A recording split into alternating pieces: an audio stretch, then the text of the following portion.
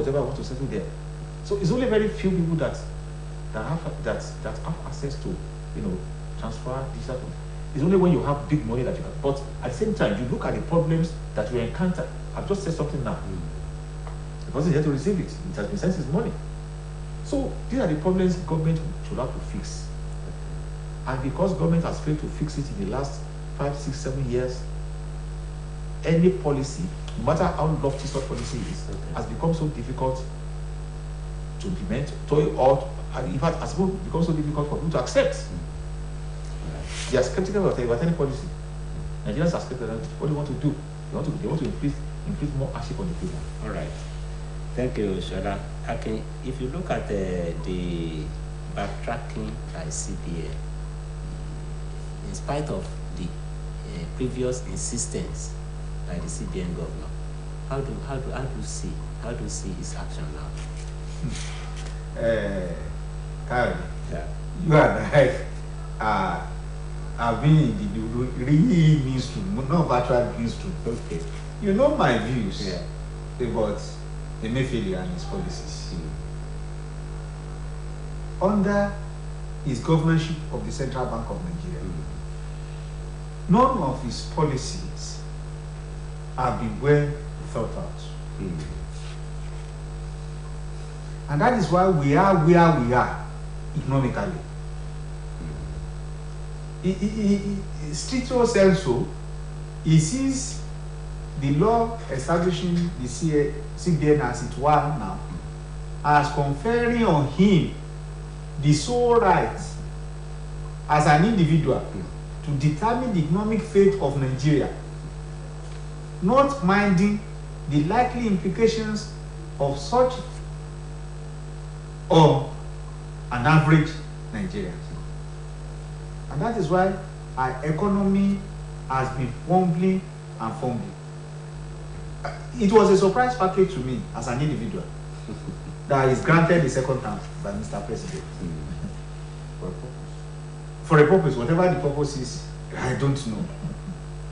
Even look at the first one of the redesignation of the Naira.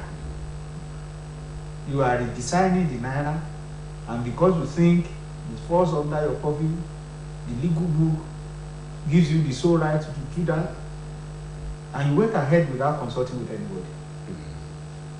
Not even the Minister of Finance. But Nigerians are extremely gullible and sentimental. When the woman raised the point that she was not carried along, Nigerians started condemning her. Why should you be carried along? Why?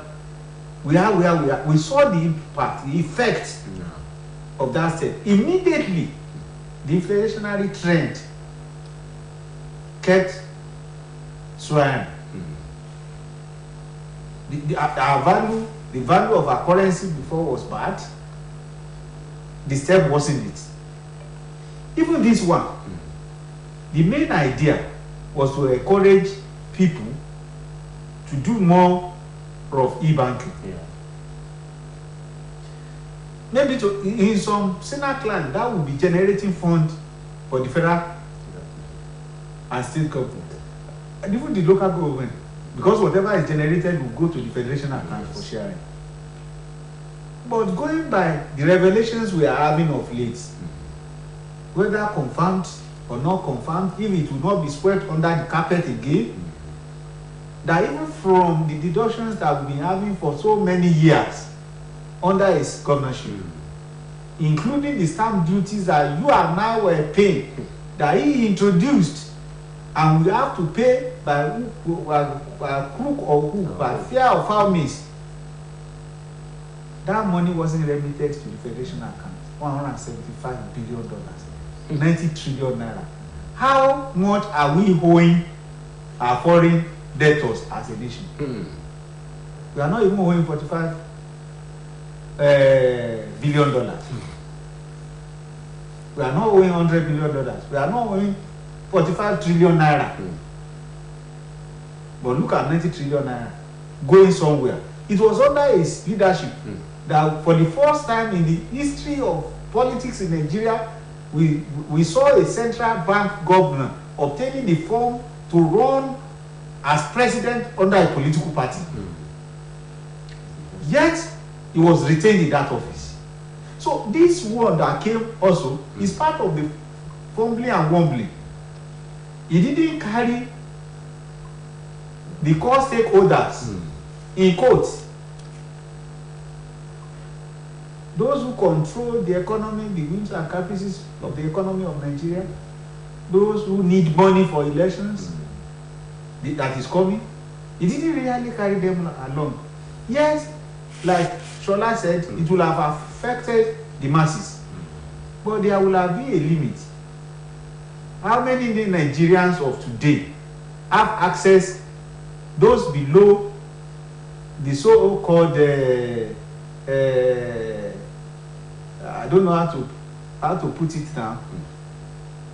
I don't want to sound derogatory. Okay. How many of them have access to 100,000 naira a month? Not to talk of a week. Even you, Shola and I that are sitting here, how many of us have access to 100,000 naira a week on weekly basis? Those ones mounted pressure on him, and whatever is the change from 100,000 naira a week for individuals to 500,000 naira, from 500,000 naira a week for corporate bodies to 5 million naira.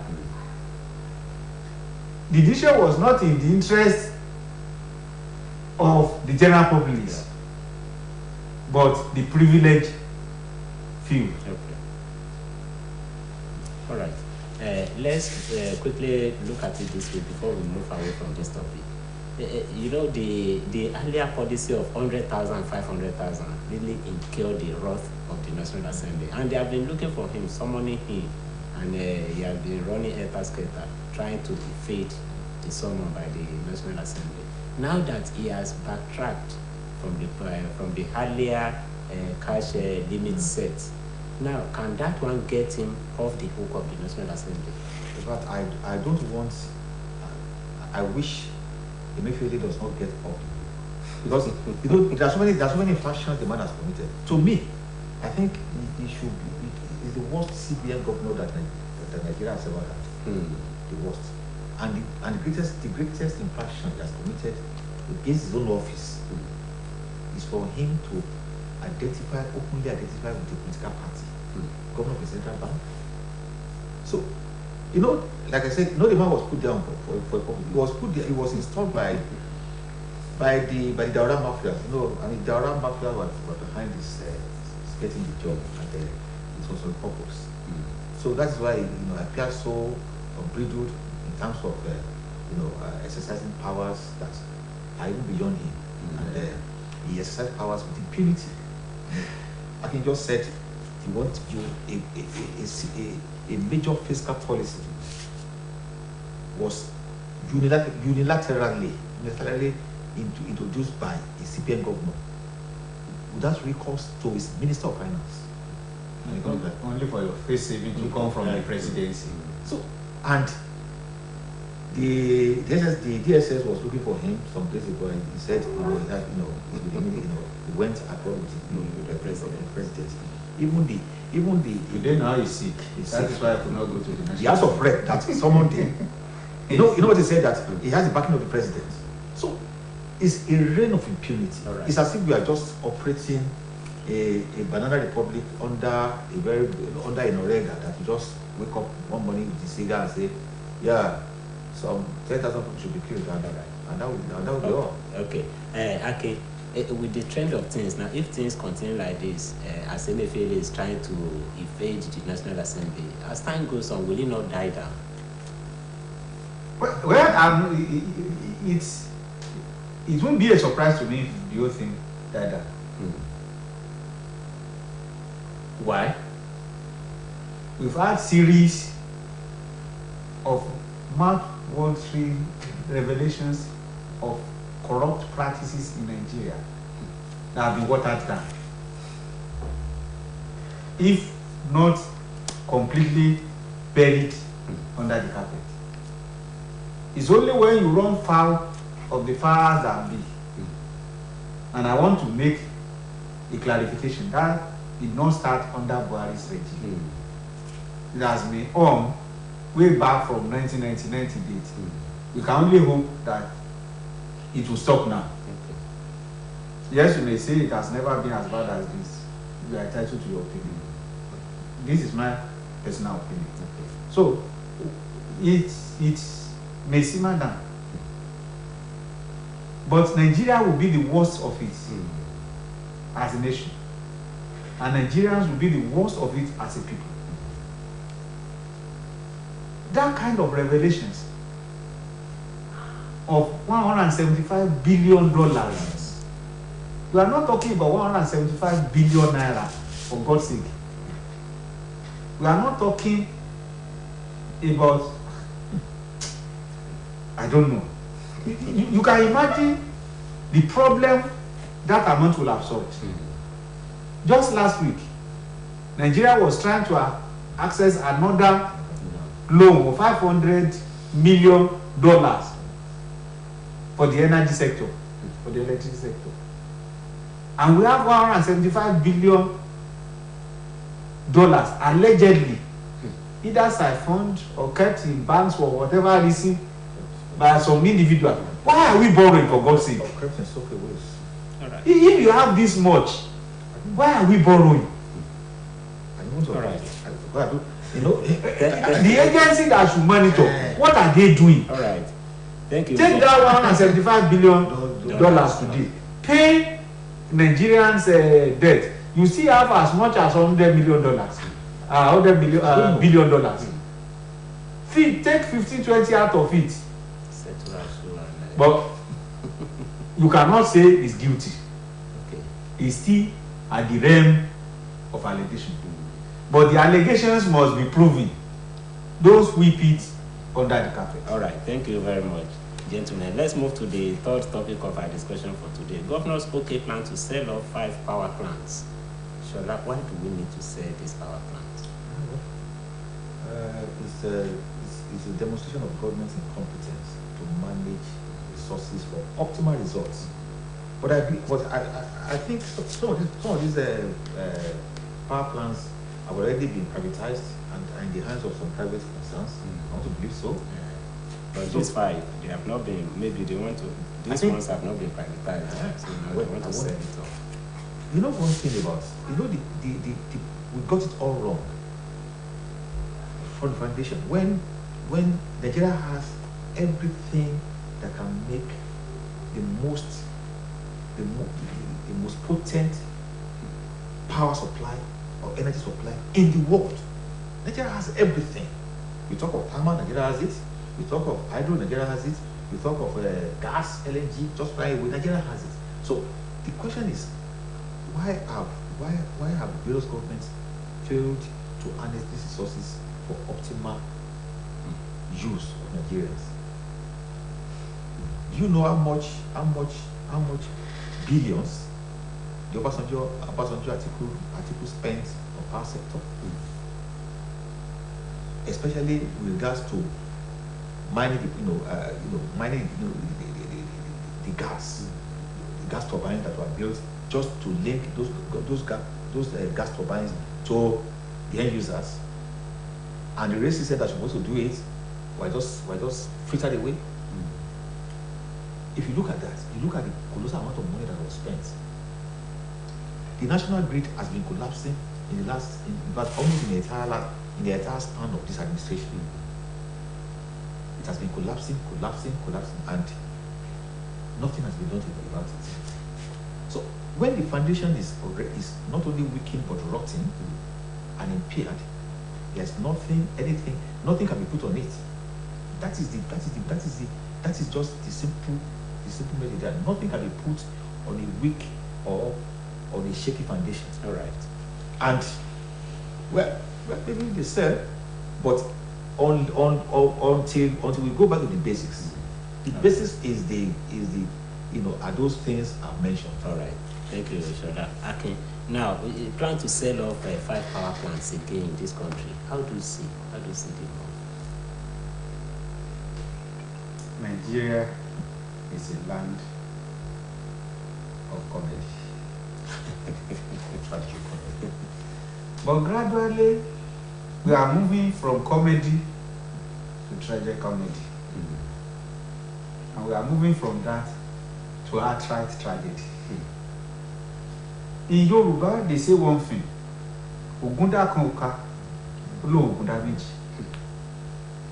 The ones we have privatized or sold out, whatever name are given to it, what has been the benefit from it? Have we achieved the aim, the initial aim of doing so? The answer is staring all of us in the face. So if you say you want to privatize all these ones again, you want to sell them, what difference will it make from the one earlier sold? Initially, the governors kicked against it. Alex Oko, the DG, Bureau of Public Enterprise, who announced that the governor has now agreed, made faith reference to that. And which one are we talking about? We are talking about 5 power plants that are under the control of Niger Delta Power Holding, which belong to the federal, state, and local governments. The governors have agreed with the federal government after initially disagreeing, but have they carried the local governments along with this decision? The answer, of course, is no. Now, they want to sell these 5 for 260 billion naira. Haba. And now you now move that to next year's budget for sharing. And yes, you are talking about 90 trillion naira hanging somewhere. My brother, to me, people say that government has no business in business. I say yes. But I will be quick to add.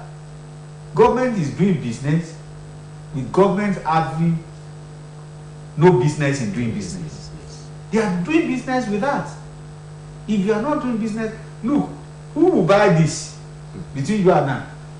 The initial one sold, who bought them? The who is who in Nigeria, including former military head of states. And when you look at the kind of agreement that the pact that was reached, it will be difficult for the camel to pass through the eye of the needle than for Nigeria to have maximum benefit from it. Because we can't call them to question. And that is why Nigeria still have to pump money into that. All right. Isn't that doing business with having no business All with right. business? All right, thank you. Quickly before we go on this program today, Shola, this issue of power is a terrible thing in this country. But we have to get things working. How do we do it? Your advice? The advice is that you have to go back to the basics. You cannot put something on a shaky foundation. It's not possible. Nigeria has all the resources, so we are not looking for resources anywhere. There is a country that have to lay pipes to Malta to get to export gas to power their own, their own plants, their own country. More than 140 kilometers. So if a country can do that, Nigeria has gas that is just finding a way. All right. So the question is, let us have a government that has the will, the political will, and determination to succeed. All right. Thank you. Okay, your parting remark. How do things have to work in this country? How do we your advice in this regard? Especially in the area of power. They say something again in Yoruba language. I'm sorry. I'm a Yoruba man. No, you are free. You are free. They say the day a madman knows that it's mad, his madness is over. Until we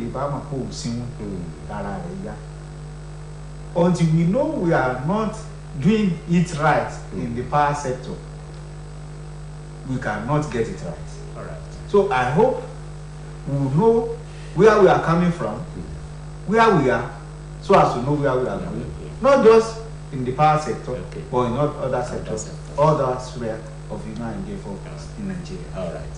Thank you, gentlemen, for coming on the program today. Shola, I appreciate you for coming today. Pleasure. Sure. All right. Okay. Thank you for obliging us in the newsroom today. Thanks for taking me. All right, viewers at home, this is where we are going to call it quit for today. Tomorrow is another day when another of my colleagues will bring you a fresh edition of the program. Until then, bye-bye.